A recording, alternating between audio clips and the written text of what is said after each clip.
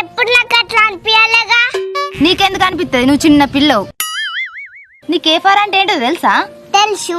A for apple. B for ball. C for cat. D for dog. నాకెందుకు తెలియదు?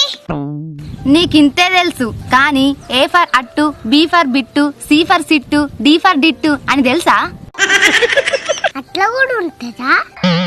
ఇంకిట్లెన్నో ఉంటాయి. అందుకే నువ్వు సర్కార్ బడి బంద్ చేసి మా ప్రైవేట్ బల్ల చేరు. మంచిగా ఉంటుందా? ఓ, మీ బడి కంటే మస్తుంటది. ఇప్పుడు మీరు బల్లె ఎక్కడ కూర్చుంటారు? కింద. మా బల్లెలవే కూర్చుంటాడు. అవునా?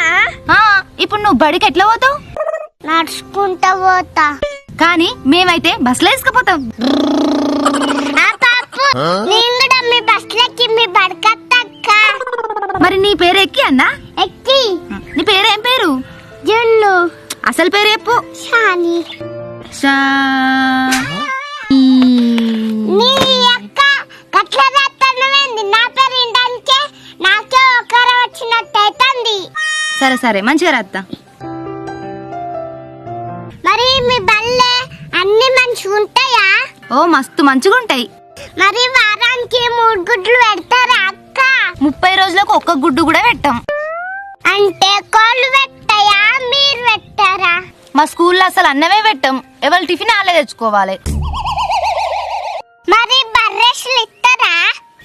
ఇస్తాం. టై బెల్ట్ అన్ని ఇస్తాం, కానీ పైసలు కట్టాలి. ఫ్రీగా రాదా? ఫ్రీగా ఇచ్చడానికి పైసలు మాకు షర్టు కట్టానయా? మరి బుక్కులకి కట్టుడే. బస్ కి కట్టుడే. బడి ఫీజు కట్టుడే. కట్టుడే కట్టుడే అంటాను. మొత్తం ఎంత కట్టుడు? అంత ఎక్కువ ఏం కావు, సంవత్సరానికి 50,000.